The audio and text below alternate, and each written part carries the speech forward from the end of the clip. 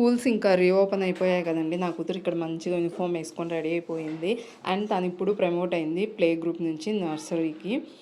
తనైతే చాలా ఎక్సైటెడ్‌గా ఉంటుంది స్కూల్‌కి వెళ్ళడానికి. కానీ నాకు అంత ఎక్సైట్‌మెంట్ ఉండదు. ఎందుకంటే నేను స్కూల్‌కి వెళ్ళేటప్పుడు నేనే త్వరగా లేచేదాన్ని. నా కూతురు స్కూల్‌కి వెళ్తున్నప్పుడు నేనే లేయాల్సొస్తుంది. ఇంకా త్వరగా బ్రేక్‌ఫాస్ట్, మా వారికి లంచ్ అన్నీ ప్రిపేర్ చేయాలి కాబట్టి ఇక్కడ అక్క, తమ్ముడు ఇద్దరు బ్యాగ్ కోసం కొట్టుకుంటున్నారు. నా కొడుకు స్కూల్‌కి వెళ్ళడంట కానీ బ్యాగ్ కావాలంట. వాడికి స్కూల్ అంటే ఇష్టం లేదు. నా కూతురి స్కూల్ అంటే ఇష్టం. ఇంక అంతే ఆపోజిట్ ఉంటారు అందరూ. ఇంట్లో ఎంత అతి చేసినా, అల్లరిగా ఉన్నా స్కూల్‌లో డిసిప్లైన్‌గా ఉంటారండి. వెళ్ళిన వెంటనే చెప్పులు తీసి ర్యాక్‌లో పెట్టి అక్కడ అమ్మవారు ఉంటే నమస్కారం చేసుకొని లోపలికెళ్ళిపోయింది.